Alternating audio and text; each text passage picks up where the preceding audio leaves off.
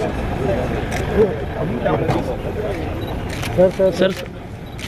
नमस्कार जी, स्वागत है सर आपका। आओ इधर फोटो कर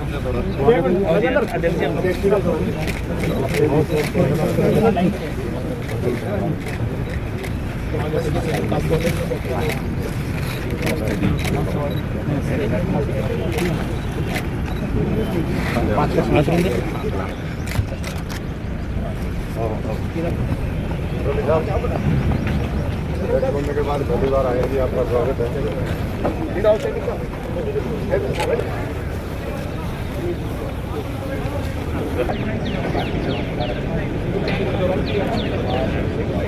समान गार्ड, जनरल सैल्यूट, सलामी, फर्स्ट।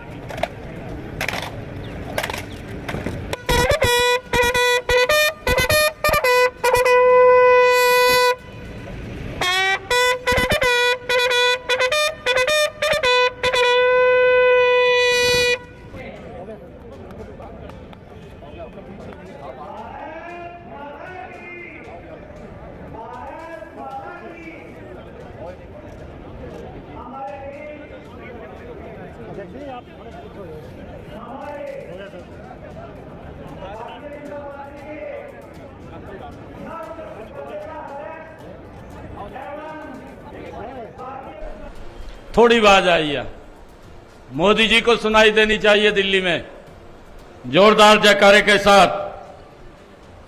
भारत माता के। सभी मेरे बुजुर्ग, मातृशक्ति, युवा साथियों, प्यारे बच्चों, आप सबको दोनों हाथ जोड़ करके राम राम करता हूं। आप सबका दिल से धन्यवाद करता हूं। आज मुझे इस रैली में बड़ी संख्या में आपकी जो उपस्थिति सरकार के कार्यों और नीतियों के प्रति, ये आप लोगों के समर्थन को एक विश्वास के प्रतीक के रूप में यहां दर्शाता है। फतेहाबाद की इस पावन भूमि पर आपके उत्साह और उमंग को देखकर मैं अभिभूत हूं। फतेहाबाद वह पावन धरा है जहां भारतीय सभ्यता और संस्कृति फली फूली है। 1000 वर्ष से भी अधिक पुराने नगर फतेहाबाद का अस्तित्व भारत के महान सम्राट अशोक के काल से है। इस पावन भूमि को मैं नमन करता हूं और आज आप सबका आशीर्वाद लेने के लिए आप सबके बीच में उपस्थित हुआ हूं। इस अवसर के ऊपर बहुत बहुत बधाई और शुभकामनाएं देता हूं। मुझे ये खुशी है कि भारतीय जनता पार्टी की सरकार में हरियाणा एक, हरियाणवी एक की भावना से प्रदेश के हर क्षेत्र में समान विकास किया है। जिला, शहर और हल्के से ऊपर उठ करके पूरे प्रदेश को एक दृष्टि से देखा है। क्षेत्रवाद, भाई भतीजावाद से ऊपर उठ करके हमने पूरे हरियाणा की तरक्की और खुशहाली के लिए पिछले 10 वर्षों में योजनाबद्ध तरीके से काम किया है। इस बात का बड़ा ही आश्चर्य भी हो रहा है कि जो विपक्ष के नेता हैं, जो विपक्ष के लोग हैं, भाइयों, जिनके बही खाते खराब हैं, आज वो लोग हमारे 10 सालों का हिसाब मांगने के लिए निकले हुए हैं। आपको एक बात कहना चाहता हूं कि आप अपने गिरेबान में झांक करके देखिए, उनकी सरकार कमीशन मोड में काम करती थी और हमारी सरकार मिशन मोड में काम करती है। देश और देश का गति से विकास कर रही है आदरणीय नरेंद्र मोदी जी के नेतृत्व में। जबकि मैं आपको बीच में बताना चाहूंगा कि उनके राज में भ्रष्टाचार चरम सीमा के ऊपर था। के पास सिफारिश होती थी या रसूखदार लोगों की जेब गर्म करने के लिए पैसे होते थे, उन्हें ही सरकारी नौकरी उनके कार्यकाल में मिलती थी। इस बात के बारे में भी हम सबको जानकारी है।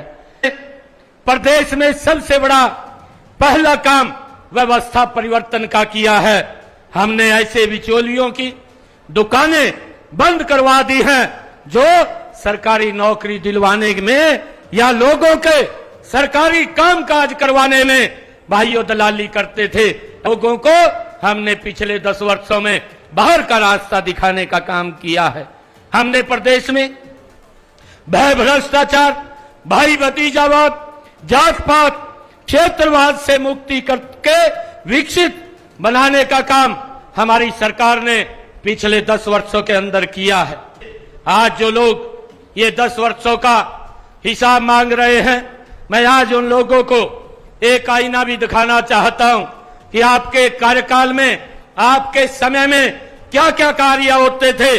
किसानों की जमीन कौड़ियों के भाव खरीद करके बिल्डरों को लाभ पहुंचाने वाले सबसे हिसाब आज हमसे हिसाब मांग रहे हैं।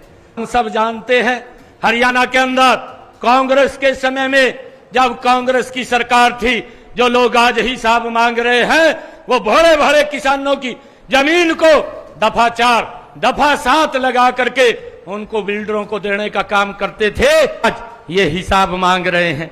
जो लोग सीएलयू के नाम के ऊपर करोड़ों रुपया खा जाते थे, भाइयों वो आज हिसाब मांग रहे हैं।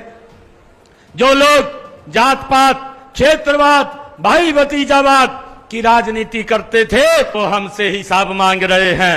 उनके काले कारनामों से प्रदेश का बच्चा बच्चा भाइयों परिचित है। हमारे कार्यकाल में का हिसाब तो युवा देता है। आज हरियाणा का युवा हमारे कार्यकाल का हिसाब दे रहा है, जिन्हें बिना पर्ची, बिना खर्ची के आज लाखों की संख्या में सरकारी नौकरी देने का काम ये हमने किया है। हमारे कार्यकाल का हिसाब तो वह गरीब व्यक्ति भी दे रहा है जिसका इलाज मुफ्त, आयुष्मान कार्ड, चिरायु कार्ड, 5 लाख रुपए का 1 साल के अंदर भाइयों इलाज कराने के लिए देने का काम ये हमारी सरकार कर रही है। हमारा हिसाब तो वह किसान दे रहा है जिसके खाते में फसल बीमा और मुआवजे के सीधे पैसे पहुंचाने का काम सरकार कर रही है। हमारा हिसाब हमारे हरियाणा प्रदेश के सम्मानित बुजुर्ग दे रहे हैं, जिन्हें अब पेंशन बनवाने के लिए चक्कर नहीं काटने पड़ते, उनके घर बैठे ही पेंशन लग जाती है। भाइयों पहले दफ्तर के 6-6 महीने तक चक्कर काट, तब जाकर के पेंशन लगती थी, सेवा भी करनी पड़ती थी, तब जाकर के वो पेंशन लगती थी। परंतु आज घर बैठे ही भाइयों पेंशन लगाने का काम ये हमारी सरकार कर रही है। हमने ऐसे हरियाणा का निर्माण किया है जिसमें उद्योग का पहिया तेजी से घूम रहा है, हो रही है। महिलाएं सशक्त हुई हैं, अनुसूचित जातियों, पिछड़े वर्गों, सामाजिक, आर्थिक व शैक्षणिक उत्थान हुआ है। मजदूरों के जीवन में खुशहाली आई है। प्रदेश में 4 लेन, 6 लेन हाईवेज का जाल बिछाने इन 10 वर्षों में हमारी सरकार ने किया है। यातायात को सुगम बनाने के लिए जगह जगह बाईपास, फ्लाईओवर, रेलवे के ओवरब्रिज और अंडर बनाने का काम भी इन 10 वर्षों में गति से हमारी सरकार ने किया है। गरीब से गरीब व्यक्ति को मुफ्त में चिकित्सा सुविधाएं मिली रही है। उच्च कोटि के शिक्षण संस्थान से शिक्षा के क्षेत्र में नए युग का सूत्रपात आज हरियाणा में विकास की, देश की नहीं विदेशों में भी चर्चा हो रही है और ये लोग आज हमारा हिसाब मांग रहे हैं। भाइयों मैं आप लोगों को आज जिले की बात करने के लिए मैं आज यहाँ पर आप लोगों के बीच में आया हूँ। भाइयों कांग्रेस के शासनकाल में इस शहर की हालात दूर दराज गांव जैसे थी। अगर आप 2014 से पहले इस फतेहाबाद को देखें तो इसके अंदर विकास नाम की कांग्रेस के कार्यकाल में कोई भी चीज नहीं थी। सड़कें टूटी पड़ी थी, पेयजल व्यवस्था चरमराई हुई थी, बिजली आती नहीं थी भाइयों, और यहाँ पर बारिश में भी जल भराव हो जाता था। हमने यहाँ विकास के पहिए को निरंतर गतिशील किया है। क्योंकि रुपए के लागत के विकास कार्य पूरे हो चुके हैं और करोड़ों रुपए के कार्य प्रगति पर हमारे इन 10 वर्षों के कार्यकाल में चल रहे हैं। आज मैंने इस जिले के तीनों विधानसभा क्षेत्रों में भाइयों जो विकास कार्यों को लेकर के काम किया है। आज मुझे खुशी आप लोगों को बताते हुए कि आज हमारी सरकार ने इस क्षेत्र में जो विकास के कार्य हुए हैं उन विकास कार्यों में लगभग 313 करोड़ रुपया 91 लाख रुपए के आज विकास कार्यों के उद्घाटन और शिलान्यास आज यहां पर मैंने किए हैं। मुझे इस बात की खुशी है क्योंकि विकास की ये गति निरंतर चल रही है। मुझे बताते हुए आज आप लोगों के बीच में ये खुशी हो रही है। मैं ये बताना चाहता हूं कि आज इस फतेहाबाद की सरदारी के बीच में जो लोग हमारा हिसाब मांगने वो घूम रहे हैं, जिनके बही खाते खराब हैं, जिन्होंने भ्रष्टाचार को जन्म दिया, जिन्होंने भाई भतीजावाद को जन्म दिया और भाइयों लोगों को उनकी हालात के ऊपर छोड़म किया है। मुझे खुशी है कि मैं आज इस जिला के विकास कार्यों के जो काम चल रहे हैं और जो काम हुए हैं उनकी चर्चा आप लोगों के बीच में करूंगा। मैं उन लोगों को भी, कांग्रेस के लोगों को भी मैं ये कहना चाहता हूं वो भी अपने 10 वर्ष के कार्यकाल का जनता को हिलने का काम करे कि हमारी 10 वर्ष के कार्यकाल में क्या क्या काम हुए हैं। मैं भी फतेहाबाद जिला के यहाँ विधानसभा के अंदर आया हूं, मैं भी पूरा हिसाब लेकर के आया हूं। मैं ये बताना चाहता हूं कि 10 वर्षों में हमारी सरकार ने क्या काम यहाँ पर किए हैं।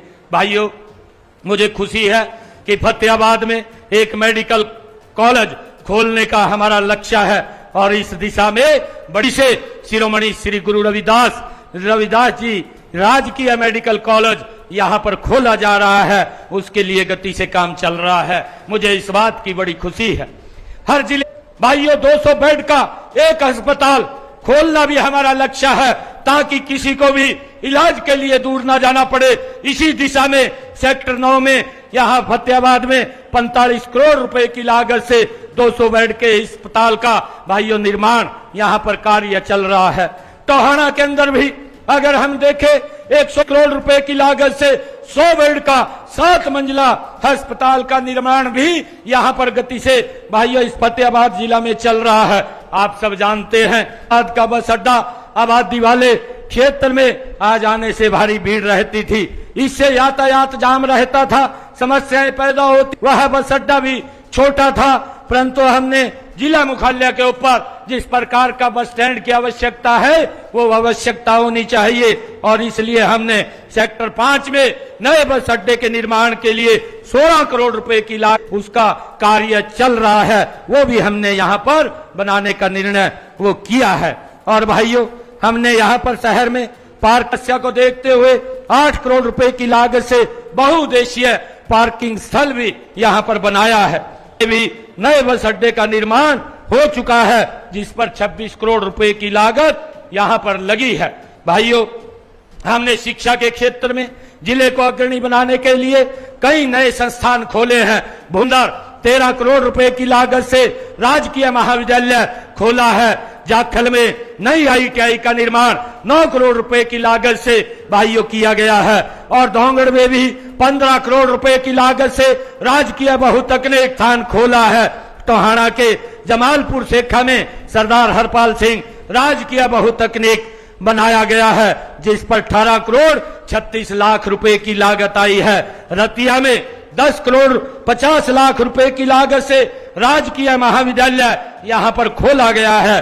जाखल मंडी में राजकीय कन्या वरिष्ठ माध्यमिक विद्यालय 4 करोड़ 61 लाख रुपए की लागत से भाइयों बनाया गया है। जाखल में ही गांव तलवारा में 10 करोड़ 45 लाख रुपए की लागत से ITI की स्थापना की गई है। रतिया में भी नई ITI के लिए 12 करोड़ रुपए मंजूर किए गए हैं। भाइयों मुझे खुशी है कि नगर परिषद फतेहाबाद व टोहाना नगर पालिका रतिया भूना व जाखल मंडी के लिए भी 30 करोड़ रुपए की राशि विकास कार्यों के लिए ये स्वीकृति की जा चुकी है। फतेहाबाद शहर में भी 22 करोड़ रुपए की लागत से अतिरिक्त अनाज मंडी का भाइयों निर्माण किया गया है। फतेहाबाद में पुरानी तहसील स्थित चिल्ली पार्क का निर्माण 85 लाख रुपए की लागत से किया गया है। अतिरिक्त अनाज मंडी टोहाना का निर्माण भी 23 करोड़ रुपए से किया गया है। रतिया में लघु सचिवालय भवन का निर्माण 9 करोड़ रुपए की लागत से किया गया है। फतेहाबाद उपमंडल में के भुना को नगर पालिका का दर्जा ये हमारी सरकार ने दिया है। भाइयों, मुझे खुशी है, कनेक्टिविटी के विकास का सीधा संबंध है। क्षेत्र के विकास को तेजी देने के लिए इसकी कनेक्टिविटी को बढ़ाने का काम किया है। आप देख रहे हैं कि मंडी डबवाली, सिरसा, फतेहाबाद, दिल्ली राष्ट्रीय मार्ग वो यहीं से गुजर रहा है। मुझे ये भी खुशी है कि आपके नजदीक में हिसार में बन रहा महाराजा अग्रसेन एयरपोर्ट आपसे मात्र 35 किलोमीटर की दूरी पर है। इस तरह इस क्षेत्र के एयर कनेक्टिविटी भी यहाँ पर हम सबको मिल रही है।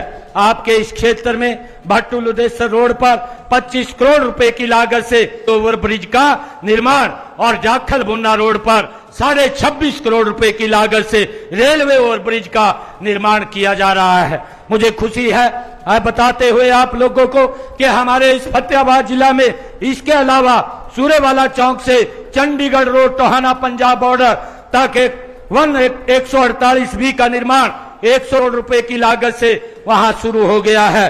भाइयों, मुझे ये भी खुशी है कि खेलों को बढ़ावा देने के लिए दरियापुर में 3.5 करोड़ रुपए की लागत से फुटबॉल एकेडमी स्थापित की गई है।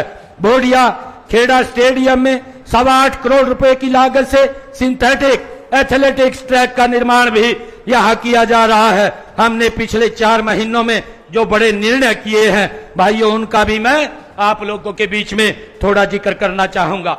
हमारी अभी ये निर्णय लिया है कि हमारे जो अग्निवीर हैं उनको हरियाणा सरकार की सीधी भर्ती में आरक्षण देने का निर्णय भी हमारी सरकार ने लिया है। इनको ग्रुप बी और ग्रुप सरकारी पदों के लिए निर्धारित अधिकतम आयु में भी 3 वर्ष की छूट प्रदान की जाएगी। ये निर्णय भी हमारी सरकार ने लिया है। यदि कोई अग्निवीर भाइयों उद्योग स्थापित करना चाहता है तो सरकार ने यह भी निर्णय लिया है कि उस अग्निवीर को 5 लाख रुपए बिना ब्याज के लोन देने का काम भी सरकार करेगी। भाइयों, हमने पिछले दिनों आदरणीय प्रधानमंत्री नरेंद्र मोदी जी का एक विजन था कि हर घर के अंदर सोलर पैनल लगे और उसको लेकर के 22 फरवरी को उन्होंने अयोध्या के अंदर भगवान श्री राम के भाइयों प्राण प्रतिष्ठा कार्यक्रम के अवसर के ऊपर एक संकल्प लिया था और उस संकल्प को हमारी हरियाणा सरकार ने हमने उसको आगे बढ़ाने का काम किया है। प्रधानमंत्री घर मुफ्त बिजली योजना के तहत गरीब परिवारों के घरों की छत के ऊपर 2 किलोवाट का सोलर सिस्टम लगाने का निर्णय वो हमारी सरकार ने लिया है। इसके ऊपर 1 लाख रुपए का खर्चा आएगा और वो खर्चा 60,000 रुपया नरेंद्र मोदी केंद्र की सरकार देगी और 40,000 रुपया हमारी हरियाणा की सरकार देगी। वह बेनिफिशियरी को एक भी पैसा खर्च नहीं होगा और उसके छत के ऊपर एक सोलर पैनल लग जाएगा। अप्लाई हो रहा है। जिनकी आय 1,80,000 रुपए से कम है वो इसके अंदर अप्लाई कर सकते हैं और उनका बिजली का बिल 0 हो जाएगा। कोई भी बिजली का बिल नहीं आएगा। ये निर्णय ये हमारी सरकार ने लिया है।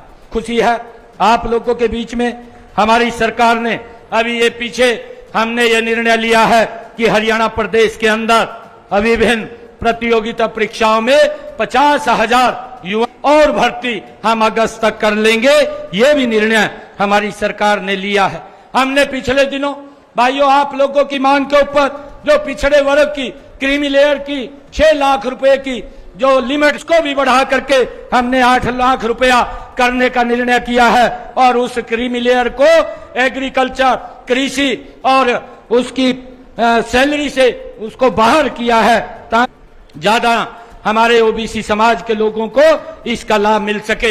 हमने एक और निर्णय पिछले दिनों लिया है। हरियाणा अंत्योदय परिवार परिवहन योजना पीपी हैप्पी योजना के तहत परिवारों की आय 1 लाख रुपए से कम है।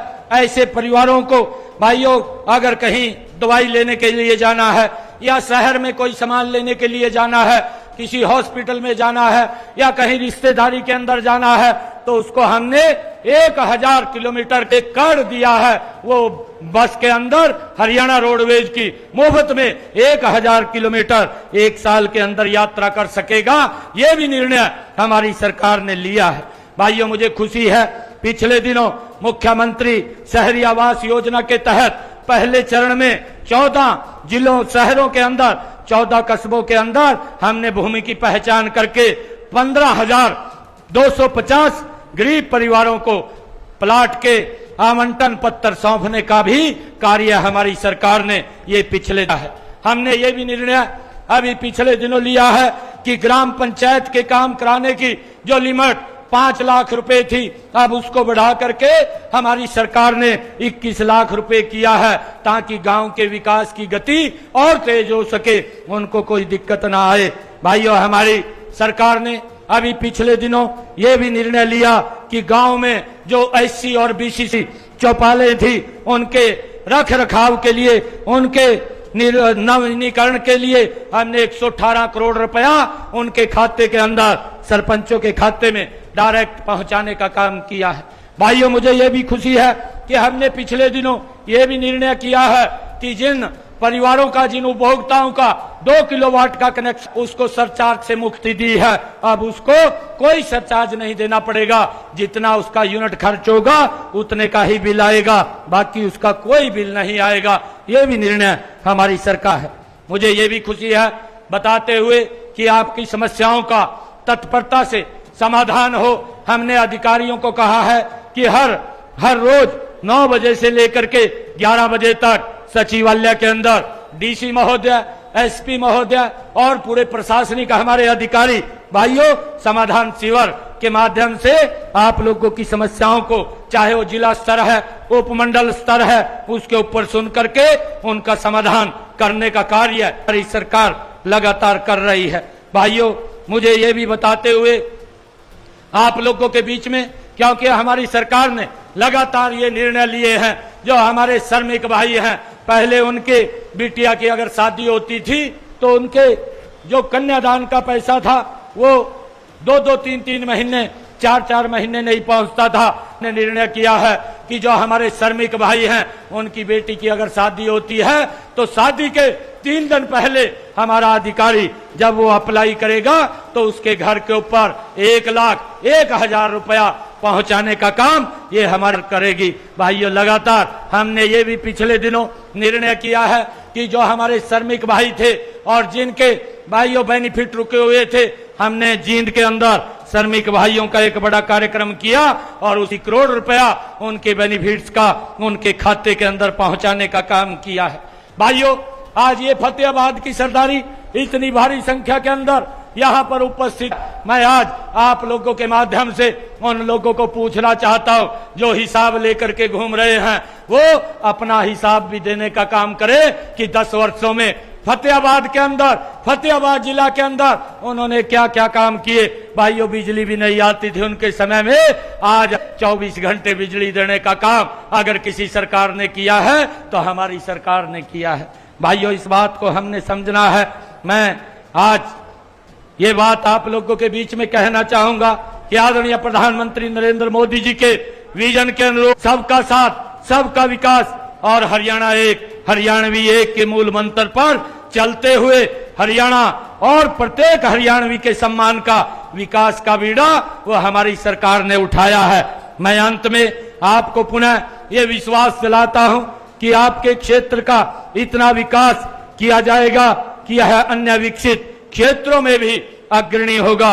मुझे पूर्ण विश्वास है कि हमारी सेवा और जन कल्याण की नीतियों के समर्थन में आप सब हम सब पर आशीर्वाद बनाए रखेंगे।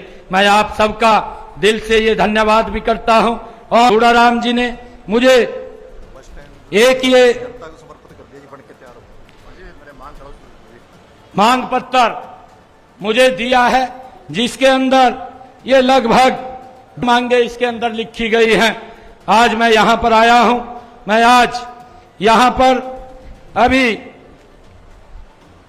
फतेहाबाद विधानसभा के लिए मैं 10 करोड़ रुपया देने की इन विकास कार्यों के लिए घोषणा करता हूं।